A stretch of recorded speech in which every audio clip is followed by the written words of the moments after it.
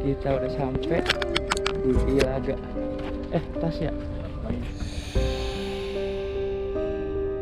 Ini kan gua berapa hari di situ buat aklimatisasi sama perencanaan semua. Kita jalan, baru nyampe kampung pertama, kita ngobrol-ngobrol mau bawa porter 2 gini, mau ngelanjutin jalan, ternyata dikabarin. Apa tuh? Ada baku tembak di kampung kedua. Ada korban 30 orang meninggal. Tapi gua nggak tahu nih, tiba-tiba diberhentiin, mereka bawa laras panjang, ngobrol sama orang lokal kayak gitu kan. Gua nggak tahu apa yang diobrolin. Terus gua kan tadinya lagi tidur, akhirnya kebangun dong gua. Ya udah, gua sambil aja sambil tiduran kayak gitu kan. Terus tiba-tiba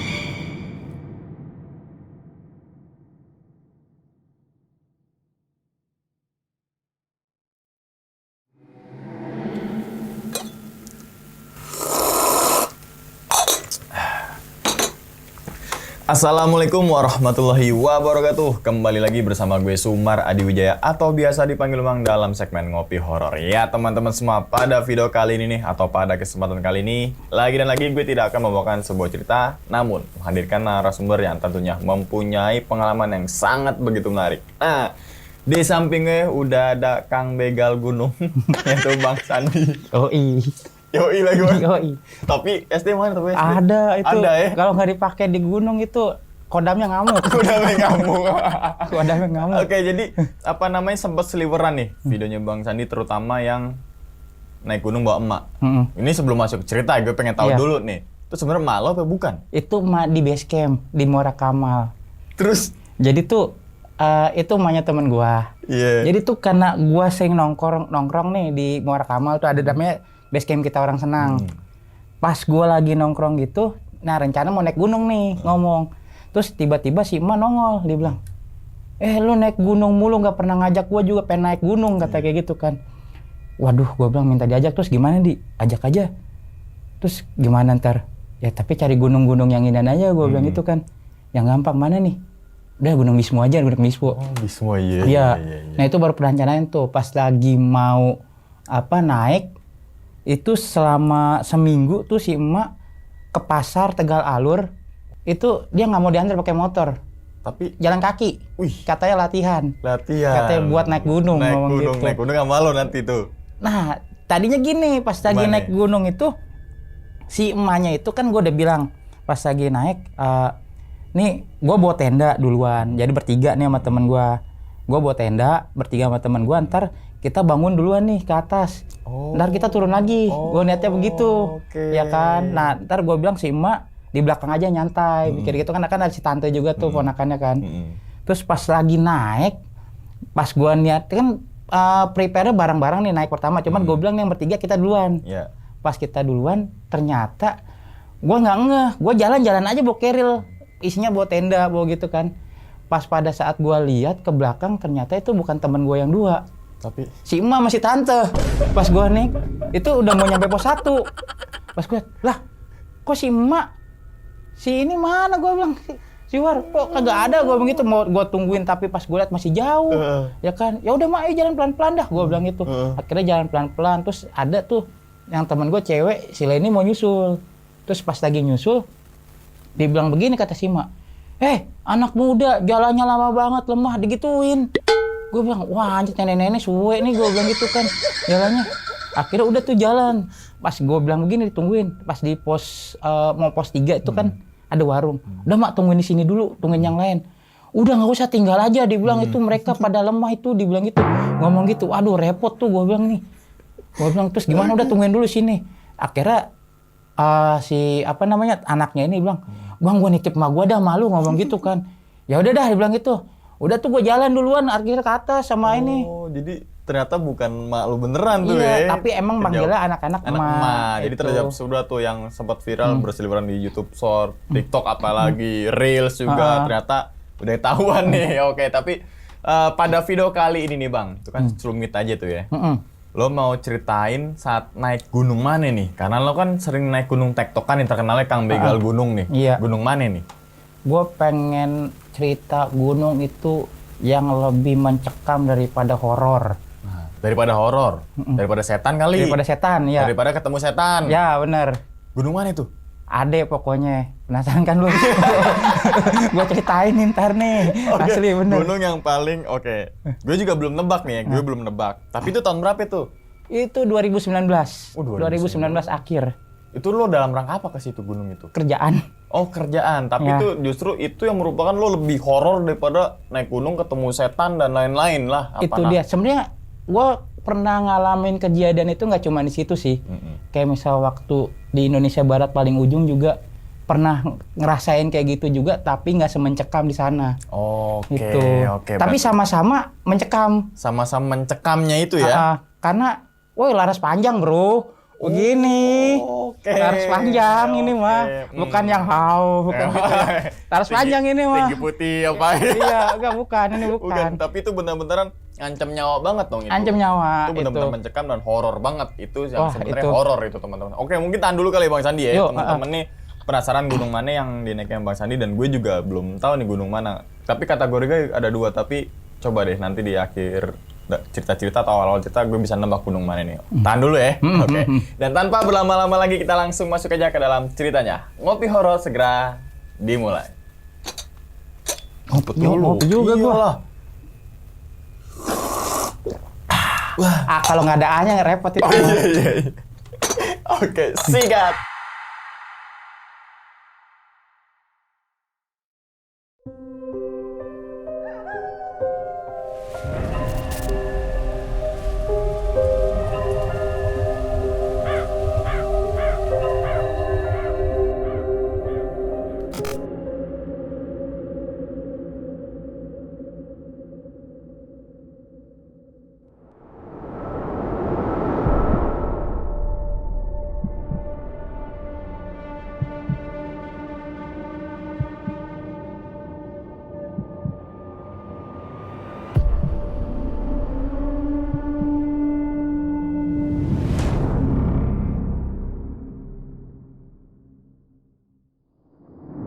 Jadi tuh gua ini kan basic kameramen.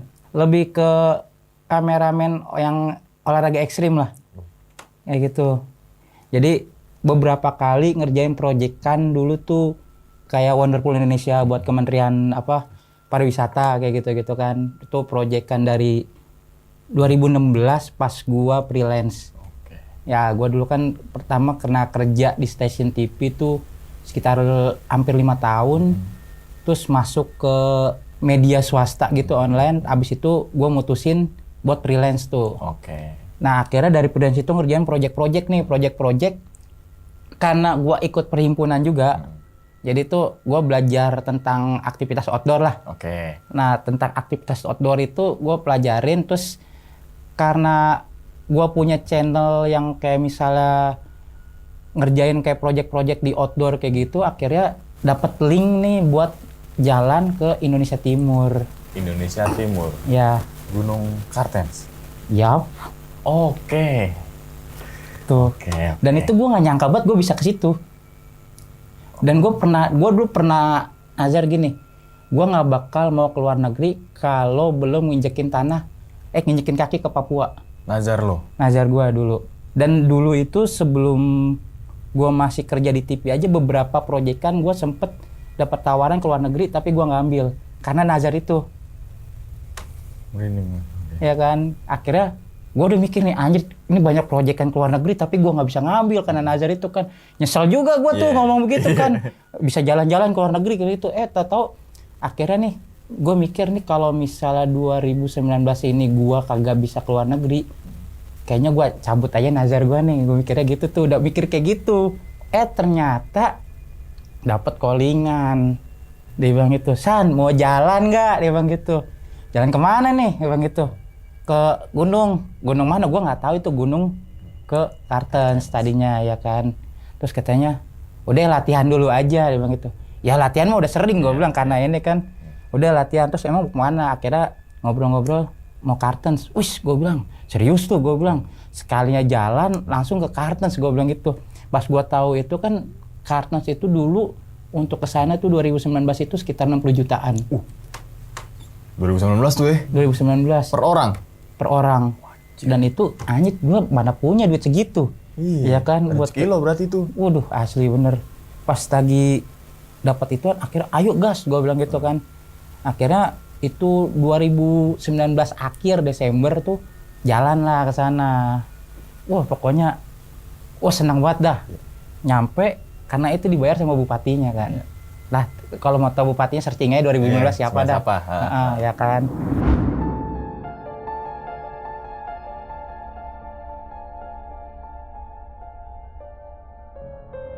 Gue jalan dari Jakarta bareng sama tim gue. Kebetulan gue situ sebagai dokumentasi. Ya kan. Kameramen lah ya buat dokumentasiin situ. Itu ke Timika dulu. Timika istirahat di inian di hotel, disamperin sama bupati, diajak makan. Ya kan. Waduh itu diajak makan papeda kayak gitu-gitu. Wah senang banget gue dibilang gitu. Ternyata ikannya busuk. kata bupati jangan dimakan, ikannya busuk lah. Gue bilang bagus gue belum makan nih, gue bilang gitu.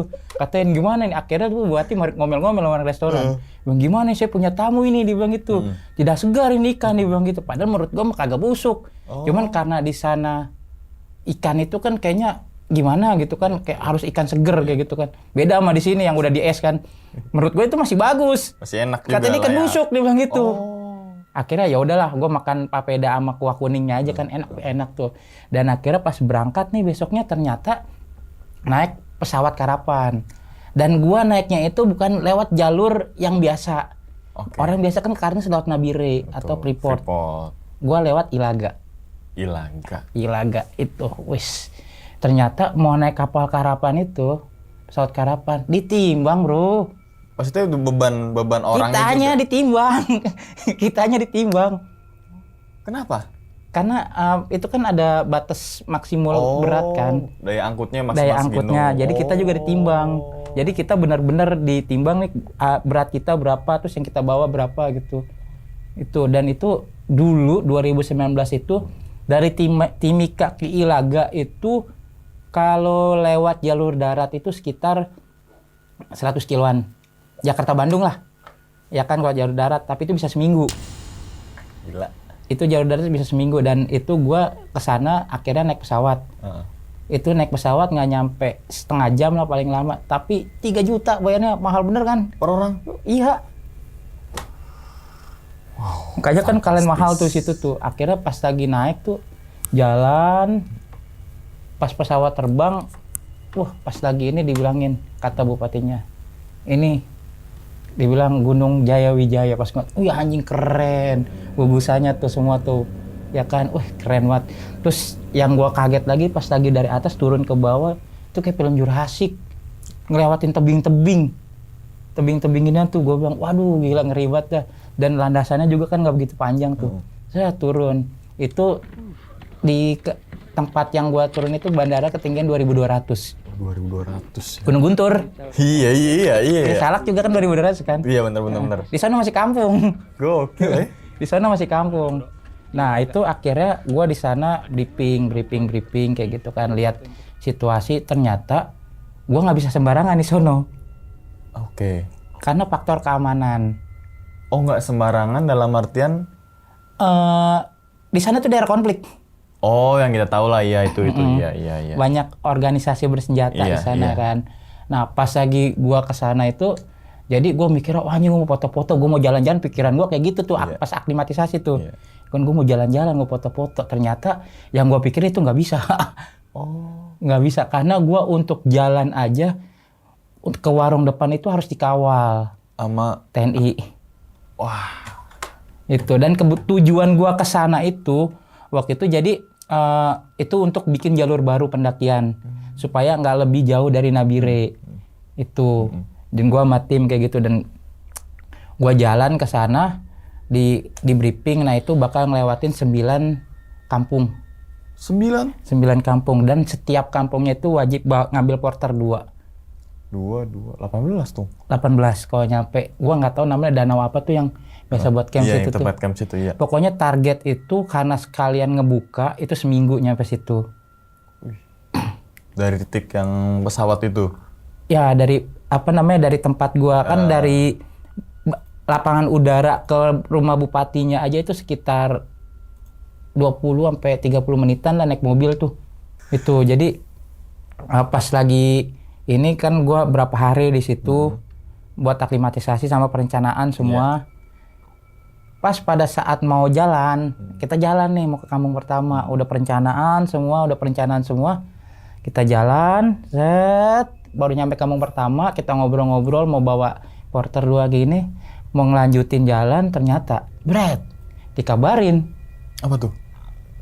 Ada baku tembak di kampung kedua. Ada baku tembak di sana, ada korban 30 orang meninggal. Dan di berita ini itu cuma 3 orang. Lu cek aja dulu 2019 itu ada berita di kampung ini Ilaga, itu daerah Ilaga, yang meninggal itu diberitain 3 orang padahal 30 orang. Dan itu gue tanya, kenapa kok diberitain cuma 3 orang? Supaya kan kondisinya nggak terlalu panik yang di kota, supaya nggak terlalu. Tapi dari pihak komandannya itu tetap dikonfirmasi yang meninggal 30 orang, 30. Tapi cuma diberitain 3 orang. 3 orang. Oh, itu. Oke. Akhirnya karena itu posisi di kampung kedua, dan akhirnya gimana nih kita diskusiin. Ya lebih baik keselamatan dong. Ya. Akhirnya ya udah kita putar balik. Akhirnya nggak jadi. Untuk melanjutin kampung kedua. Iya. Karena kita lebih berpikir keselamatan. Iya. Serem kan? Serem sih itu tuh, nyawa lo. Nyawa, asli bener. Gimana gue yang di sono? Iya. Apalagi sekarang nih kan katanya lagi banyak ini kan, berita tuh di sosmed yang kayak misalnya mahasiswa konflik di HAM gitu. Ya karena mereka nggak pernah ke sono, dan gue ngerasain di sono gimana mencekamnya. Iya. Asli bener. Iya. Dan gue waktu di sana itu, untuk keluar ini sekitar ke dari rumah bupati, rumah dinasnya ini ke warung depan itu kan sekitar paling nggak nyampe 50 meter lah. Oh, deket banget, seberang-seberangan. Emang jalannya kan karena gede kan di kampung gitu.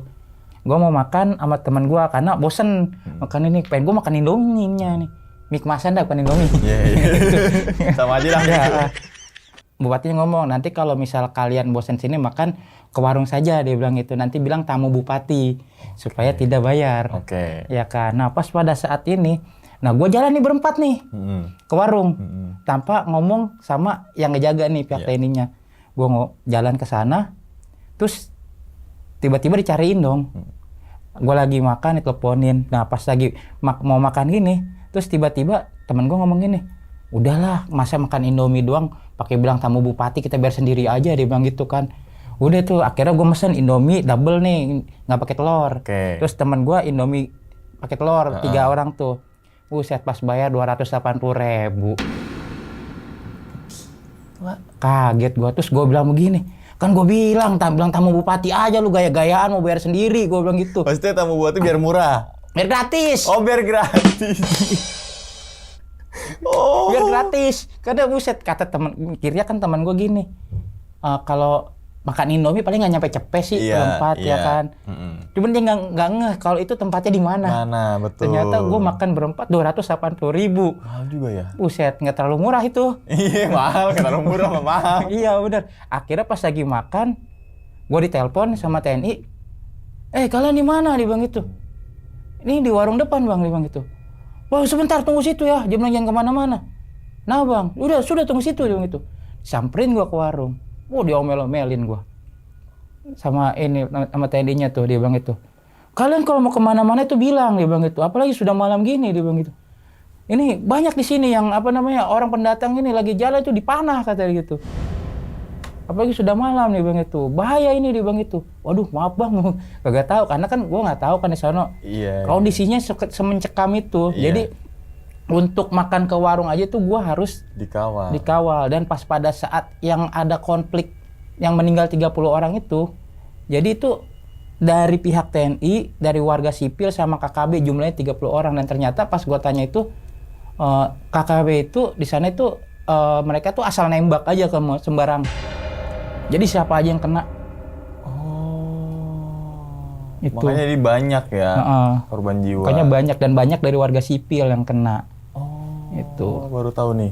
Jadi asal nembak aja tuh pas itu, makanya pas pada saat daripada nyawa melayang udahin lah nggak ini.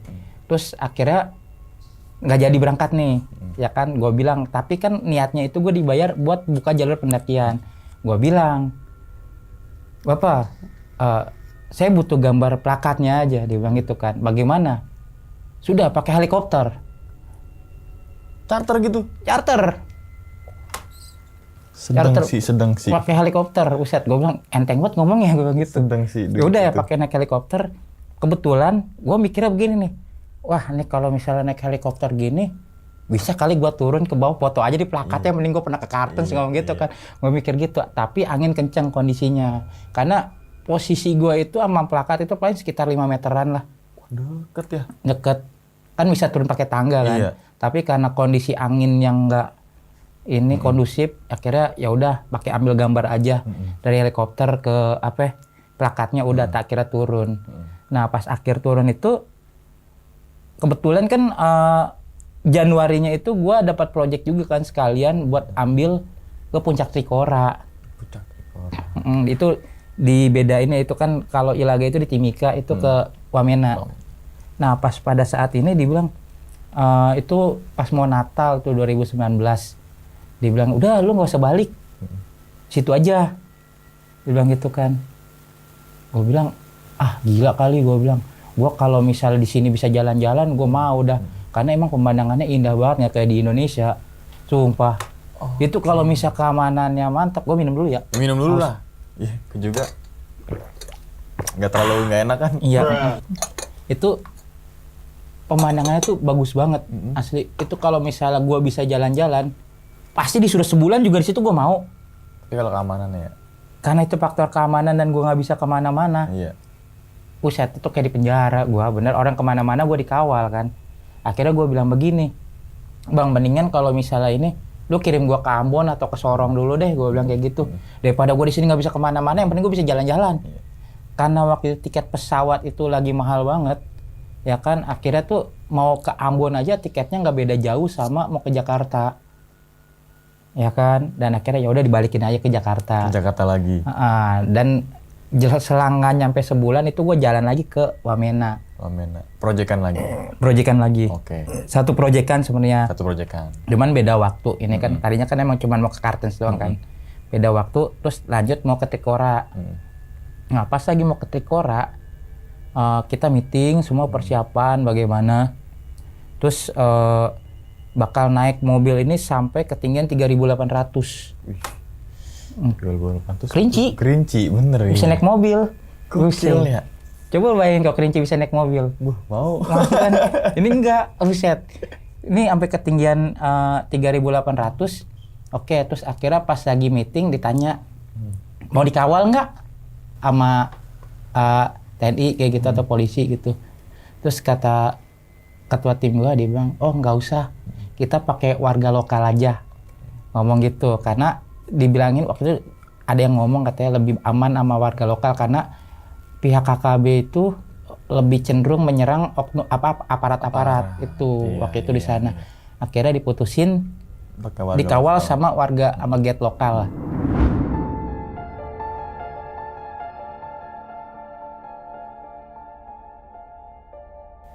Intinya situ, ya udah tuh jalan gua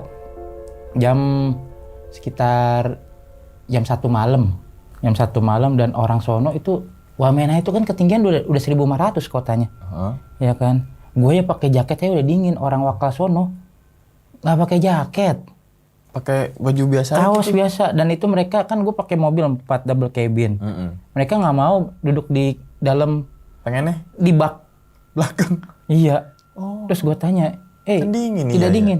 Dingin. Ya sudah masuk. Udah di sini saja dia bilang gitu. Gue bilang, gue penasaran apa gue pegang kulitnya. Gimana? Tebel kulitnya bener. Karena udah faktor apa ya? Kebiasaan kali ya? Atau gimana ya? Karena udah terbiasa dingin ya kayak Dingin, gitu. iya, Jadi iya, iya. bener-bener ini gue bilang, anjir gue bilang kuat banget ya. Heeh. Nah pas lagi ini nyampe ketinggian 3.400 itu tiba-tiba mobil diberhentiin. Malam-malam itu sekitar jam 3. Jam 3 malam posisi gue tuh ada di mobil kedua. Tapi gue nggak tahu nih tiba-tiba diberhentiin. Mereka bawa laras panjang. Ngobrol dah nih, ngobrol sama-sama orang lokal kayak gitu kan. Gue nggak tahu apa yang diobrolin. Terus gue kan tadinya lagi tidur, akhirnya kebangun dong gue. Kenapa tuh gue bilang gitu. Cuman gue nggak ada pikiran itu KKB. Oke. Ya kan gue nggak ada kepikiran kalau itu KKB nih. Akhirnya ya udah gue sambil inian aja sambil tiduran kayak gitu kan. Terus tiba-tiba kok apa yang namanya logistik dikeluarin. Logistik yang lo bawa itu Iya, dikeluarin tuh kapan? itu diambil sama mereka. Oh. Tiba-tiba udah diambil semua. Mobil putar balik lagi. Nggak lanjut. Enggak. Padahal kan pakai porter lokal. Nah itu dia. Akhirnya turun sekitar beberapa kilo itu udah lumayan jauh. Itu berhenti di ketinggian 3.300 itu sekitar di jam 4:30, hampir jam 5:30 lah. Kan di sana udah ini tuh lumayan inilah. Akhirnya ya udah kita di sini dulu aja karena nenangin diri dulu lah intinya, nenangin diri, ceritain. Pas diceritain tadi itu KKB. Oh, gua bilang serius. Gua kaget ya tuh. Gua bilang waduh. Ngeri bener nih gua ngerasain. Karena sebelumnya kan gue juga pernah ngerasain kayak gitu juga kan waktu di Aceh juga tuh. Nah pas lagi itu, nah bang dia bilang itu. Jadi mereka tuh lagi sembunyi di batas batu di ketinggian 3.800 itu karena sebelumnya itu mereka baku tembak di Kabupaten Duga. Duga. Ya, Duga. nah kalau misalnya sekarang mau lagi ngeliat tuh kayak Duga, Ilaga, Puncak Jaya. Nah itu daya konflik semua tuh.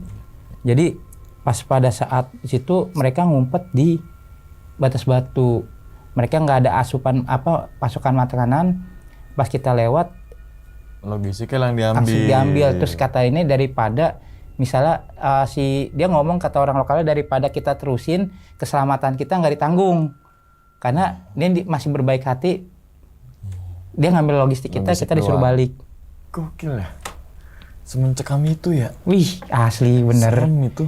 Wih bukan ngeri lagi itu mah. Parah asli gue ngebayangin sih.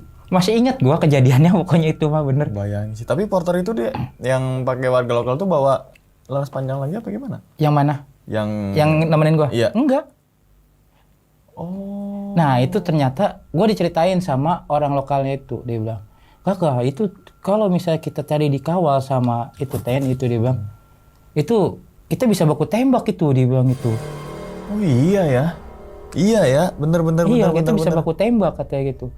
Gue langsung mikir iya ya. Saya untung gak dikawal, untung pakai warga lokal dia bilang itu. Ternyata omongan yang sebelumnya itu benar ya kan. Kalau misalnya mereka itu kalau misalnya ngeliat aparat lebih gimana gitu. Dan itu untung masih bisa pulang gua. Gokil sih. Asli gue ngebayangin asli, bener. Padahal tuh tempatnya indahnya parah bener. Nggak ada di Indonesia tuh kayak gitu, nggak ada. Kecuali di situ ya. Kecuali di situ bener lah. Tapi faktor keamanan ini Faktor keamanan, makanya pas pada saat gua lagi itu gua ngomong sama bupatinya, Bapak gimana kalau keamanannya seperti ini gimana mau bikin tempat wisata? Gua bilang kayak gitu. Katanya ya bagaimana ya. Dan pas pada saat gua di sana itu gua nyaksiin perang saudara juga kan. Antar suku. Gimana itu? Jadi tuh ada kayak mereka konflik itu berantem dan satu suku ini ada yang meninggal. Nah itu pas lagi di Timika ya. Pas sebelum ke Kartens itu jadi ada yang meninggal. Terus tiba-tiba gue balik dari di jalan-jalan tuh dianterin pakai mobil ambil gambar keadaan situ. Balik kok ada duit di meja nih. Satu meja duit merah semua. Oh cepean. Wih gue baru lihat dah tuh bener. Itu niat gue bilang gue ambil selembar juga gak bakal kelihatan. Iya. Ya kan? Sekepok juga gak kelihatan. Gak kelihatan gue bilang gitu kan. Wih anjir gue bilang ada apaan nih. Terus tanya, oh ini buat nyelesain yang konflik dia bilang. Yang kemarin meninggal itu dia bilang itu. Gue bilang kok nyelesain konflik gimana? Iya dia bilang itu. Karena dari pihak keluarga korban nuntut mau minta ganti rugi. Oh ganti rugi? Duit, ya ya. kan, ya. Terus pas pada saat minta ganti rugi itu kan pihak yang pelaku nggak bisa, ya kan, karena orang sono itu yang gua tahu pasti sana itu asal sebut nominal. Asbut ya. Iya, Misalkan gue pengen ganti rugi segini, Iya. udah tuh harus turutin. harus. Tapi kalau misalnya ada duit segini bakal diambil. Oh, misalkan nih 500 juta, gue cuma ada 1 juta, ya udah. Iya, itu. Akhirnya di ini kan, gue liatin tuh. Akhirnya tuh yang ngedamain itu bupati. Makanya kan kayak misalnya kasus-kasus di Papua itu kan dia otonomi khusus kan. Jadi banyak biaya di Papua itu yang biaya buat ngedamain itu yang gue lihat ya. Iya. Karena itu gue ngelihat sendiri kan. Iya. Pas pada saat itu, dan itu gue ngelihat, wah anjrit, gue bilang ternyata di sini begini ya ininya. Dan di luar dugaan banget. Makanya pas gue kesana itu gini, gue nggak percaya kalau orang asli sono itu minta merdeka. Karena lo udah pernah kesana dan ngerasain hal yang mencekam itu ya. Iya, karena gini, Konflik-konflik. kalau setahu gue orang yang minta merdeka itu orang yang udah nyatu begini. Contohnya di mana? Di Aceh kan Aceh, misalnya nih iya. minta ini kan kayak gam gitu. Nah, karena setahu gue mereka tuh begini, Iya. ya kan, udah ini banget deh. Tapi kalau misalnya antara Masyarakat. suku aja masih perang, otomatis itu kan ada yang mempengaruhi. Betul. Ya kan? Betul. Karena pas gua tahu di sana itu mereka tuh di sana lebih dengar kata kepala suku, pendeta, dokter, sama guru. Tapi Kalau- nomor peringkat pertama itu kepala suku ya. Kepala suku. Ya kan? Jadi tuh pas pada saat kalau misalnya ada orang luar terus tiba-tiba mempengaruhi kepala suku nih. Ini otomatis warganya mereka bakal ngikut. Iya. Karena itu. Kebayang gue nih. Makanya gue bilang pas gue langsung nggak mungkin apa mereka tuh punya pemikiran mau merdeka kalau misalnya pemikirannya masih kayak gitu ya Iya, kan. iya, iya. Sedangkan kalau orang yang minta merdeka kan itu emang bener-bener pemikirannya yang udah bersatu semua lah, kayak gitu. Jadi tuh wah asli pas gue di sana tuh gimana ya? Gue sebenarnya pengen kesana lagi tapi Iya, tapi sempet kesana lagi gak? nggak. Kenapa ya lo nggak mau? Duit, Kirain keamanan. duit. Tapi ada keinginan kesana gitu kan? Ke misalnya naik lagi, gue Iya. pengennya lewat Freeport sih paling. Freeport. Iya. Berarti tuh lo sempet ngambil gambar, plakat, Ya, tapi nggak turun karena Nggak. faktor angin. faktor angin itu. Jalur Ilaga tuh sekarang jadi ini nggak? Buat umum udah kebuka Enggak, belum? Belum. Karena tadi ada konflik itu ya. Konflik. Sampai sekarang konflik. Oh, sampai sekarang. Bisa dicek di inian. Sampai sekarang. Kabupaten Duga, Puncak Jaya, Ilaga, terus apa lagi tuh. Itu konflik sampai sekarang. Berarti kayak otomatis nggak bisa lewat situ dong. Nggak bisa. Makanya pas gue bilang waktu itu, kalau kayak gini gimana mau dibuka untuk umum? Gue bilang gitu. Ya karena faktor keamanan. Tapi seenggaknya lo udah nyampe puncak Kartens. Tapi kurang seru nih helikopter, pengen trekking. Puncak gitu. Kartens tuh berapa sih, Pak? 488 berapa gitu. 48 sekian, berarti lo 49. Karena kan 5 meter di Iya, atas. puncak. Lebih, berarti lo udah top puncak di atas. Tapi kan nginjekin nggak begini nih. Oh, nggak Aduh. sewa helikopter berapa itu ya? Waduh, kurang tahu, bisa se-M kali kalau Soalnya ini. soal charter sampai ke puncak loh. Iya, Tapi bisa gitu ya? bisa. Asli bener. Oke, terlepas dari yang lo masalah Kartens Papua dan sebagainya nih ya kan. Lo kan sering naik gunung, Heeh. ya kan. Bahkan sampai detik ini pun naik gunung nih. Heeh. Naik gunungnya dalam artian tektok iya. Heeh. Pernah ngecamp nggak sih? Soalnya di konten lo tuh di YouTube apa tuh jalan apa teknik keliling Indonesia. keliling Indonesia, banyak kan tektok. Tapi Iya. sebenarnya di balik video yang tektok itu lo pernah ngecamp nggak sih? Pernah. Tapi kenapa nggak lo kontenin? Kontenin kok. Tapi kan nggak sebanyak yang tektok gitu. Iya, karena gini, pas pada saat gua TikTok itu kan gua pengennya jalan itu sekali jalan bisa dapat berapa gunung. Sekali jalan bisa Iya. berapa? Oke. Kayak misalnya Berarti gua- waktu nih. Waktu Oke. itu sama sekarang itu kan gua lebih ke olahraga. Olahraga. Olahraga. Olahraga. Di gunung iya tektok. Mau pokoknya tektok atau apalah, naik gunung. Heeh. Diving. Iya. Udara doang belum. Doain aja secepatnya lah. Sama nikah sekalian. Oh iya. Doain ya. Berarti naik gunung kan ada sempet yang apa namanya banyak yang viral tuh di medsos yang naik gunung terus turun paralel. Misalkan lo dapat lisensi kan terus apa namanya naik gunung pengen kayak gitu gak? Pengen lah.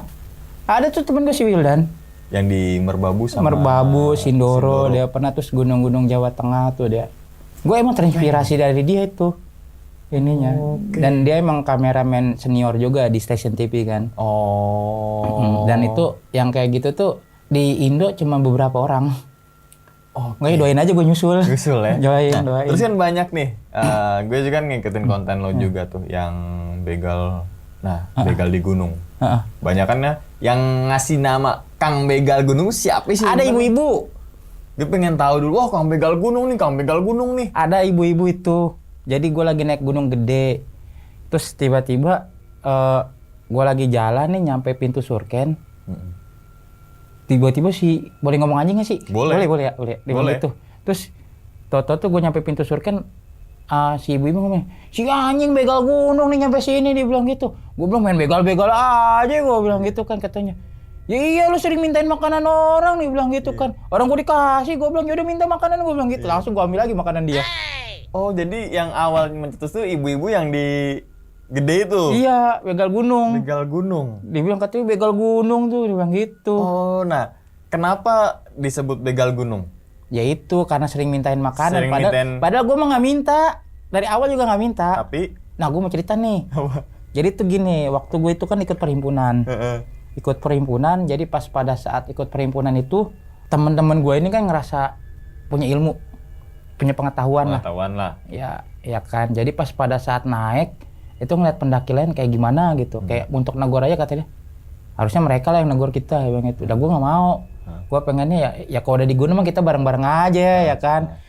Akhirnya tuh gue pengen bikin konsep, gue tuh pengen ngobrol sama orang-orang doang yang sering naik kayak gitu, mau ngobrol, terus tahu-tahu pas lagi ngobrol itu mereka kan lagi masak kayak gitu, tiba-tiba makan. Ya udah ditawarin pas makannya doang. Orang-orang liatnya pas lagi ditawarin makan, padahal kan, tapi pas lagi ditawarin itu gue belum rekam.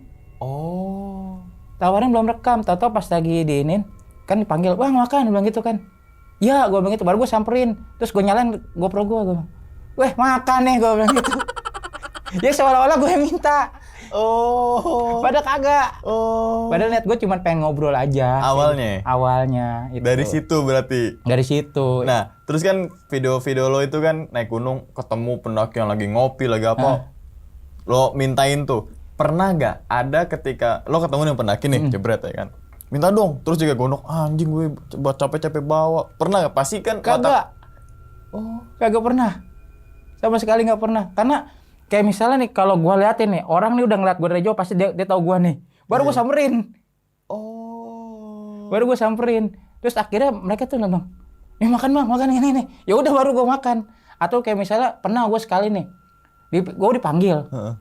Kagak gue samperin. Dia nyamperin gue, sombong amat tuh, giliran orang disamperin, giliran gue kagak. Lah gue bilang mah ngomel.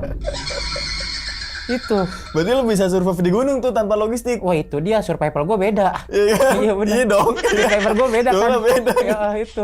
Makanya Om Tio kalah, ini teknik survival beda kan. Soalnya kalau gue lihat kan cuma bawa minuman, paling snack bar gitu, udah. Tapi bisa kadang roti, kadang apa, kadang sarden, kadang wah itu pokoknya target gue tuh kalau di gunung itu Indomie goreng. Udah itu. Nah, dari sekian lo mintain, ada gak masakan yang gak enak? Enak semua. Enak semua yang bener nih. Serius beneran. Takutnya kan ada pendaki yang mungkin makan bang, oh iya pas makan sebenarnya gak enak tapi enak gitu. Nggak enak semua, serius. Enak semua bener. Karena keadaan apa gimana yang bikin lo enak ini? Nggak enak semua beneran. Enak semua. Kebetulan kan gue ya karnivora ya. Jadi apaan aja gue makan sih, kayak misalnya apalagi kalau ada daging kan. Iya. Udah makan aja jadi. Masakan pendaki mana yang paling lo enak? Masak apa dia gitu? Wah di Tambora sih. Apa yang lo begal? Bukan di begal ya, jadi tuh gini. Dia tuh keberatan dengan apa begal? Itu udah melekat banget. Melekat banget soalnya nih. Jadi pas lagi di Tambora, gue kaget sama pendaki-pendaki sono. Karena logistik mereka tuh bawa makanan rumahan ke gunung. Mereka bawa cobek, bawa apa, bakar ayam. Dan itu menurut gua makanan mewah di gunung itu bukan kayak makan daging, bukan apa. Tapi kayak misal makan ikan asin, sayur asem, jengkol. Gitu ya. Wah itu maning ngenah, asli itu bener. Itu kalau makan daging ya biasa lah. Kalau misal Karena kok orang ke gunung bisa nge-grill kayak gitu kan. Tapi kalau misalnya makan yang kayak tadi, wih jarang banget. Di situ yang lo baru, wah ini enak banget enak nih, banget gitu. asli bener. Justru itu, bukan kayak rendang, bukan apa, enggak. tapi masakan rumahan yang dibawa ke gunung. Yang dibawa ke gunung. Itu baru begini menurut gua. Oke nih yang tadi ya. Oke, selama lo naik gunung Tektok ya, nih kita berbicara dengan Tektok nih. Gunung mana yang menurut lo nih anjing ini paling mencekam? Mencekam kan bukan mas dikit-dikit setan enggak, tapi kayak perjalanannya panjang, lo trouble, pasti pernah dong trouble dong. Salak sih. Lihat Pasir Rengit sumpah. Berapa kilo itu dia? 12 kilo.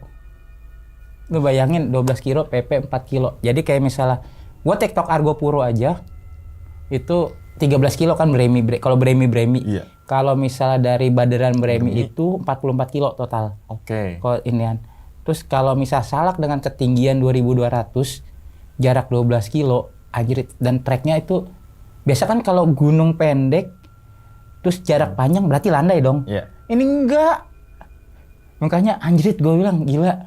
Dan waktu itu gue kesana itu waktu pas Salak tutup lama. Itu sebenarnya masih tutup. Tapi apa jalur pendakian tutup? Jalur pendakian tutup Salak. Nah, pas pada saat gue kasih itu, gue dapat izin supaya karena itu trek pendakiannya mau dibuka. Oke. Jadi gue dapat izin buat naik ke Salak karena dibikinin surat ya Taman Nasional. Kalau ketemu Polu Tapa tinggal kasih. Itu dan akhirnya gue naik sama temen gue naik dari jam gue naik 10:30 nyampe ke puncak itu jam 3:30 dan keadaan hujan gede. Terus gue langsung bilang sama temen gue, dan waktu itu kebetulan temen gue rangernya ngomong gini, jaga-jaga, lu naik pasti kena sore, dia bilang gitu, lu bawa tenda aja, bilang gitu. Terus akhirnya ya udah bawa tenda. Gue bilang sama temen gue nggak mau turun, gue takut jalurnya begitu, udah mendingan kita nge-camp aja deh. Akhirnya gue jadi Tektok nge-camp di puncak. Dan jalur Salak itu yang abis dari apa namanya, dari puncak Bayangan turun ke bawah itu kan sebelum Tanjakan Iblis tuh ada jalur yang buat kalau kita ketemu papasan orangnya itu susah jalannya, dan itu tanahnya gambut.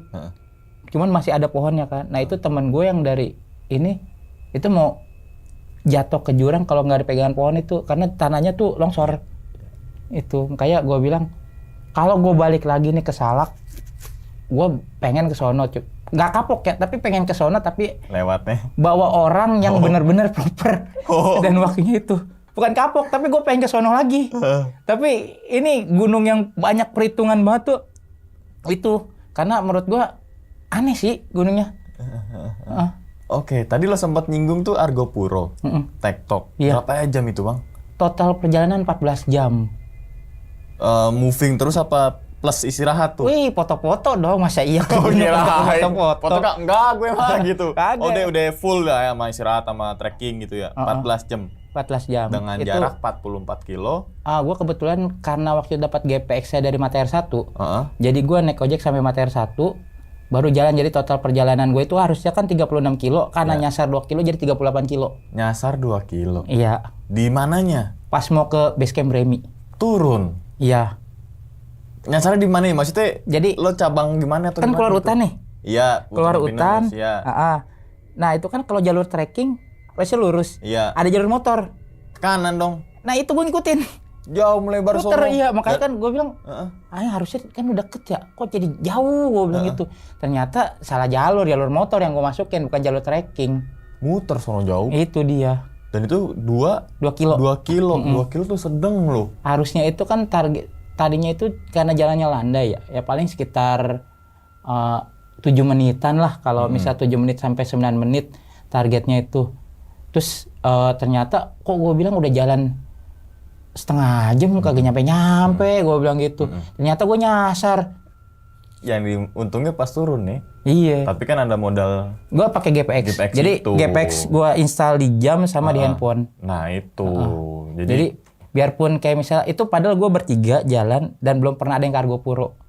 Tapi ya modal GPX itu. Begitu ya. Berarti kan itu penting dong. Tapi ada lagi yang mencekam banget sih. Apa tuh? Gue ketemu macan. Di mana? Gunung Gede.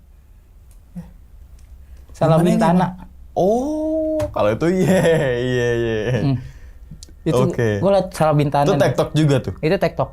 Gila Salabintana. Tapi sebenarnya jalur di Salabintana itu nggak seserem apa yang dibilang orang. Jadi banyak macet, kalau banyak macet bener kan? Banyak macet bener. Dari tempat Cimaksi sampai pos 1 itu macet banyak.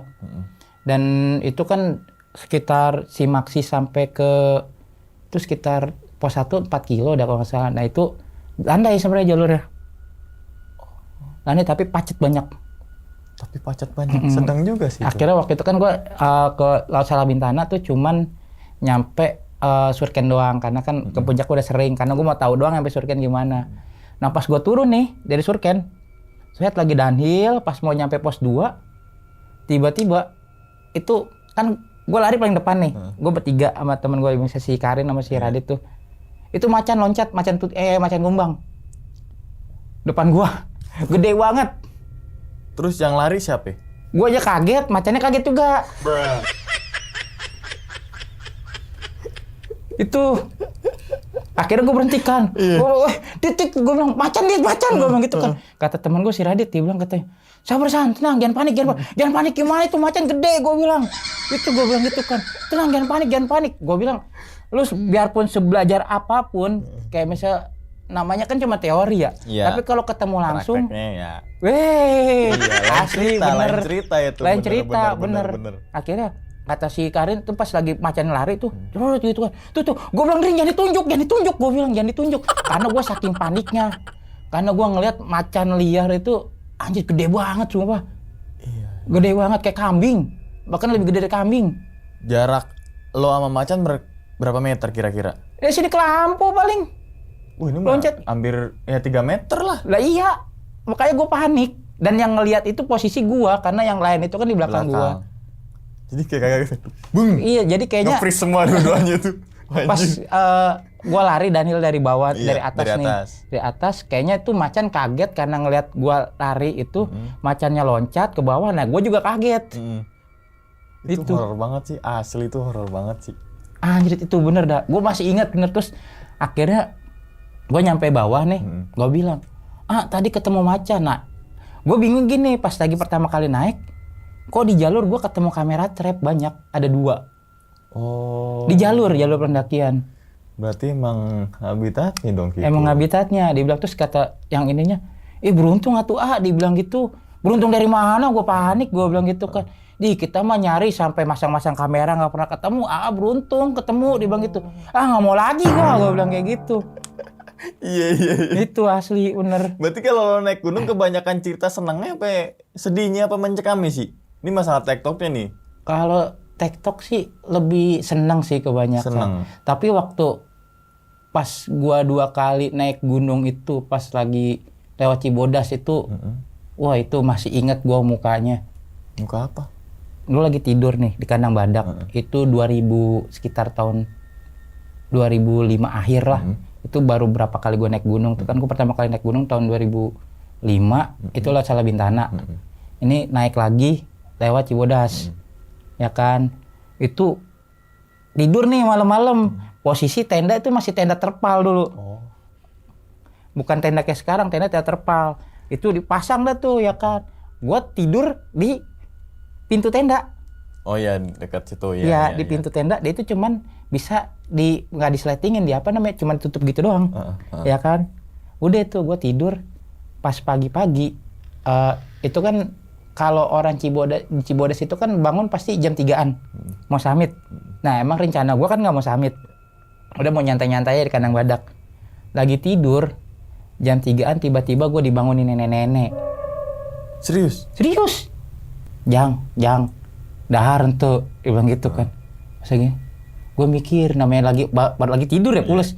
Dibangunin gue ngeliatin, terus kayak, gue bilang gitu, udah diem gue. Pas gue inget, kok nenek-nenek, gue bilang gitu kan. Akhirnya teriak gue, woi tolong, itu temen gue lagi pada tidur, gue injak gue ke ujung tenda sebelah sono. Karena gue pikir setan. Iya, tahu-taunya beneran nenek-nenek jualan nasi uduk. Kecelek semua pasti. Beneran. Dan itu lo baru tahu kalau ada jual nasi uduk apa gimana? Iya. Oh. Jadi nenek-nenek itu kan nyari kayu bakar sekalian buat nasi uduk dulu. Jangan, Iya juga sih ya. Lu bayangin jam 3 subuh dibangunin sama nenek-nenek. Panik kagak? Iya juga sih. Lagi plus-plusnya itu jam Lagi 7 mulus-mulus tuh. ya. Dan kayak bisa kita kan nggak langsung ngadong. Iya, pasti kan masih Kemana gitu kan. dulu gitu ya. Pas gue nenek-nenek dalam hati gue. Itu gue teriak. Tolong, setan. Teman gue itu gue injak bener-bener lagi pada tidur. Gue ke ujung tenda sebelah sono. Terus kata nenek-neneknya. Bukan setan. Dia bilang gitu. Bukan. Begitu. Bukan, dia bilang gitu kan. Bohong, gue bilang gitu. Bohong kan. Gue bilang gitu. Enggak beneran. Ini mau makan nggak? Dibilang gitu. Tawarin makan kan. Nasi uduk. Gue bilang bener kagak. Tapi beneran. Akhirnya gue samperin. Dan gue beli nasi uduknya. Dan itu makan enak. Berarti bukan setan dong. Bukan, beneran. Nenek-nenek beneran. Beneran nenek-nenek jual nasi uduk. Sakit ini gue sakit. Dulu ya kan nggak kayak sekarang jualannya ya kan. Iya. Kalau dulu kan masih masih sering warga naik turun lah, nggak kayak sekarang. Dan itu gue masih ingat mukanya. Sampai kebayang. Kebayang pakai jilbab begitu tuh. Itu kan serem gue malam-malam. Ya gimana? Udah gitu kan posisi lampu nih di atas tenda gitu kan. Kan cahayanya kena muka begitu. Iya bener. Nimbulin kayak serem gitu ya. Iya. Lalu bayangin kalau bisa lagi tidur begitu kan. Wah, gue langsung Oke. Nah ngomongin TikTok lagi deh bang. Dikit lagi deh. Ada persiapan khusus gak sih? Soalnya kan gue pernah TikTok tapi cuma sekali 2 kali doang gitu, juga gede doang kan. Tapi lo kan nih hampir di beberapa gunung gitu kan, bukan hampir, seluruh mungkin kan yang lo pernah naikin pasti TikTok terus. Ada persiapan khusus gak sebenarnya? Misalkan harus begini, hitungan kalori dan sebagainya gitu loh. Nah, jadi TikTok itu kalau gue bilang sekarang tuh ada 2. Oke. Ada TikTok konvensional sama TikTok yang trail running nih. Agak serius sekarang ini mah. Konvensional Asli. sama Yang TikTok trail running. Terus Oke. kalau yang konvensional itu sering disebutnya speed hiking. Speed hiking. Karena kan mereka masih bawa carrier kayak gitu. Kita perlengkapannya kan. Dan kayak misalnya ternyata itu berbeda banget. Itu berbeda banget. Dan kayak misalnya kita kalau naik gunung nih, pasti orang-orang kalau yang ngecamp nanya dari base camp sampai tempat camp berapa jam? Iya. Ya kan? Nggak nanya jarak gitu kan. Kayak misalnya dari base camp misal ke pos 1 berapa jam kayak gitu kan. Udah gitu. Nah, kalau misalnya di trail running nanyanya nggak gitu. Kita pasti nyari tahu. Misalnya di ketinggian nih, misalnya base camp gede Pia Putri, ketinggian 1500. Kita lihat jarak kayak misalnya sampai puncak itu berapa kilo? Hitungannya kilo. Jaraknya berapa kilo? Terus elevasinya nih, misalnya kan 1500 gede itu kan ketinggian 1900. 2900 berapa? Berarti dari 1500 naik sekitar 1400-an. Iya. Ya kan? Berarti elevasinya sekitar 1400-an. Nah, ini kita garis lurus begini kayak segitiga. Jadi ntar bakal ketemu tingkat kemiringan. Gradien, ibaratnya 10% masih begini, 20 begini, 30 begini. Nah, itu dalam gede itu kan misalnya 6 kiloan ya. Dalam waktu jarak 6 kilo, kita bisa prediksi dengan gradien tingkat kemiringan berapa persen, itu kita bisa kesimpulan lah misal berapa jam kayak gitu nyampe ke puncak. Jadi beda banget untuk pola pikirnya aja. Kayak gitu. Jadi udah bukan misalnya dari sini ke sini berapa jam kayak gitu, enggak. Jadi kita hitung dari tingkat gradien, tingkat kemiringan, elevasi, jarak kayak gitu. Oke. Terus dari teknik juga ada. Teknik langkah, ada namanya teknik uphill. Ada namanya langkah panjang sama langkah pendek. Ya, nah kalau misalnya ototnya udah kuat, langkah panjang itu nggak apa-apa.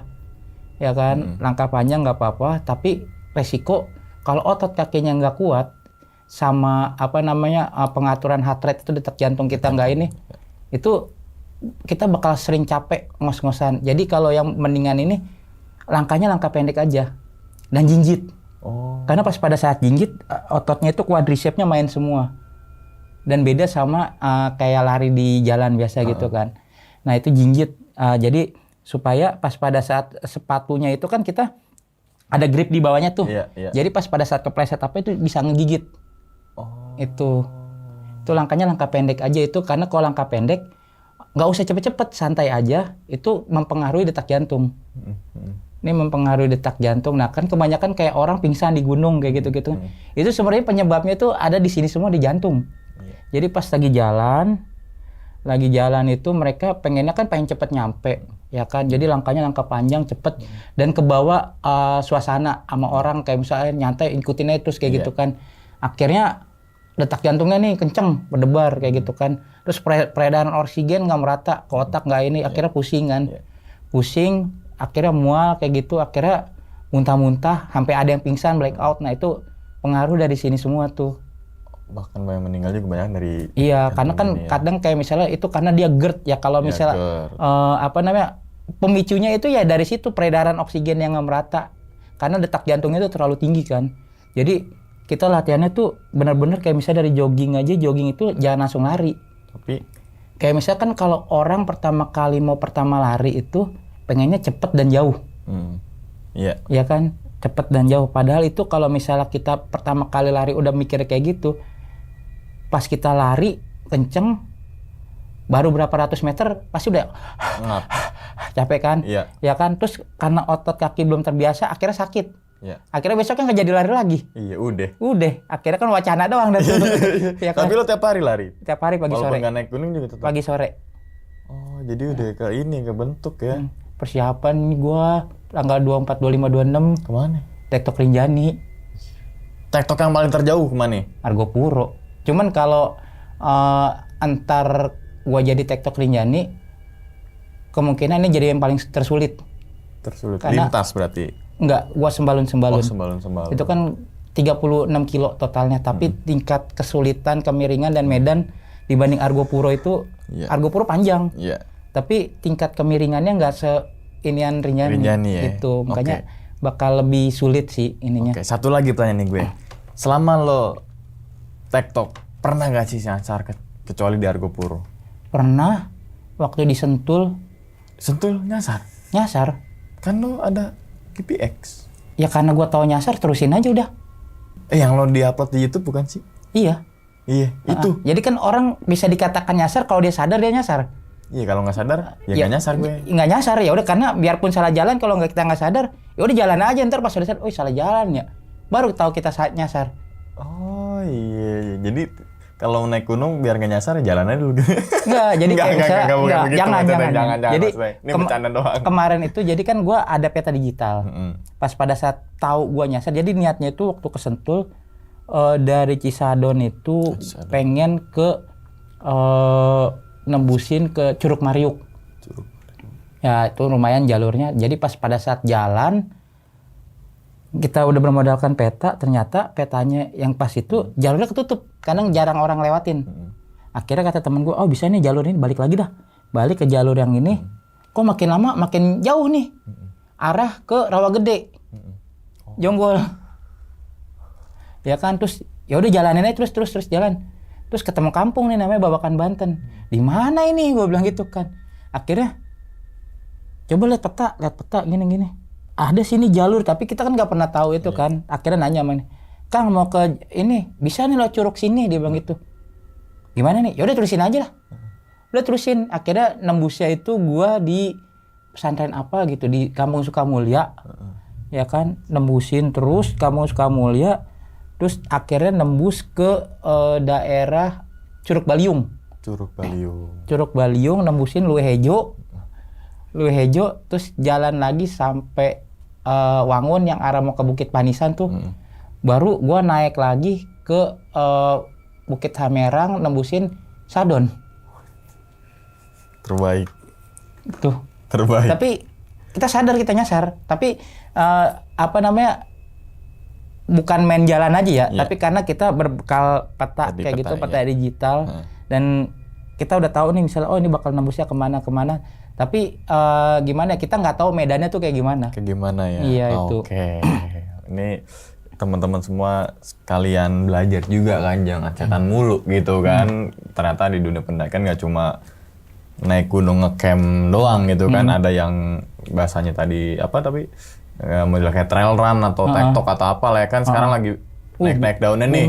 Booming banget nih gitu kan. Bahkan banyak komunitas yang lahir nih gitu kan. Dan itu gue jadi beban dong lo. Kenapa? Karena gara-gara gue bikin YouTube gitu, beberapa orang dievakuasi. Gara-gara gue mikirnya gini ya, mereka nonton YouTube gue, TikTok cuma berapa jam. kayak gitu kan. Mikirnya kita paling beda sejam kayak gitu. Ternyata waktunya tuh jauh.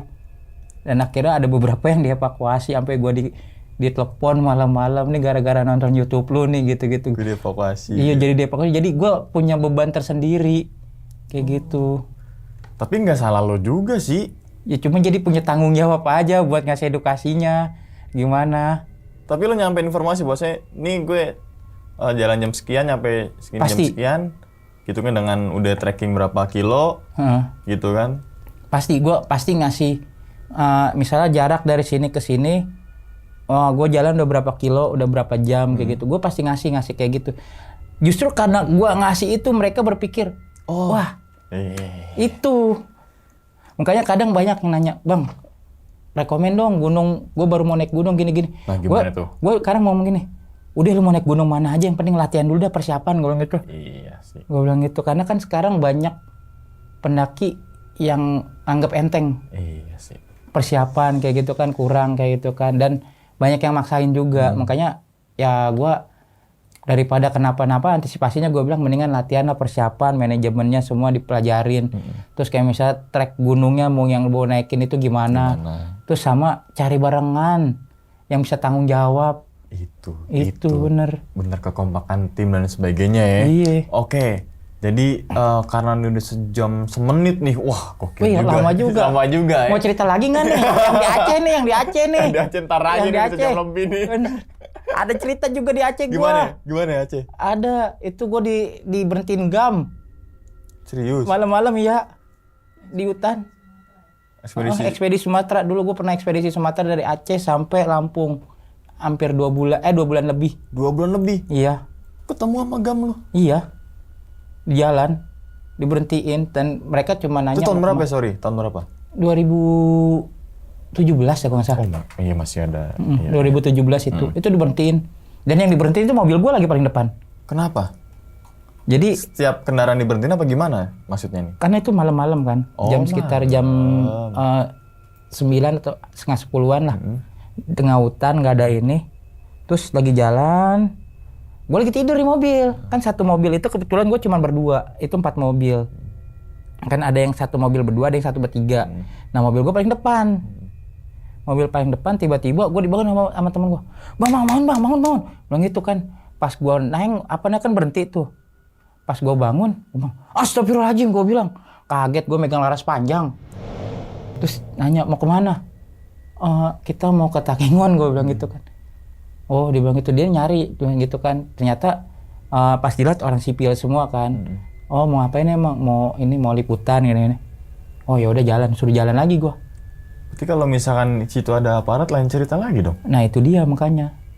Karena yang diincer itu, dan gue pernah di kampung gua sendiri todong senjata, gua pakai sama ini. Apa? Sama penambang emas liar. Oh, itu bener dah. Wah, menyekam banget dah itu mah bener asli banget. Oke. Jadi sebelum tutup videonya nih ya, gitu kan. Tadi beberapa mungkin dirangkum aja dari Kartens terus kita merambat ke masalah TikTok juga, yaitu background dari Bang Sandi juga udah gitu kan. Terus yang benar-benar menurutku ini lebih horor daripada ngeliat setan, terus apalah itu kan. Sebenarnya kan ngeliat setan sampai kagak, kita untuk apa ngebahas setan itu gitu kan. Tapi nilai apa yang bisa diambil dari pendakian itu sendiri gitu kan. Betul.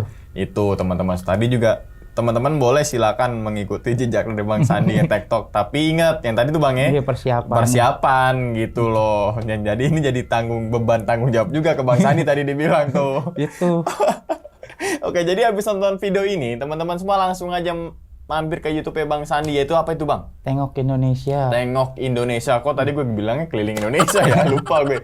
Tengok Indonesia karena di situ video-videonya tentang lo naik gunung, nyelam, ya pokoknya udaranya belum ada nih. Nanti secepatnya lah ya. Doain ya, nikah dulu dah baru udara gitu kan. Itu banyak tuh beberapa video juga yang jadi rekomendasiin teman-teman juga. Misalkan gue nggak TikTok tapi gue pengen tahu jalurnya, ya silakan. Soalnya kan mau TikTok mau kagak jalurnya itu aja gitu kan. Nah, justru sekarang orang-orang yang nonton YouTube gue itu buat nge-review jalur. Nge-review jalur? Itu bener, karena kan durasi panjang. Dan gue sering ngerekam gitu kan. Terus. Itu, jadi orang pengen ngeliat kondisinya Dan gua kan ngejelasin tuh kayak misal konturnya tanah gini.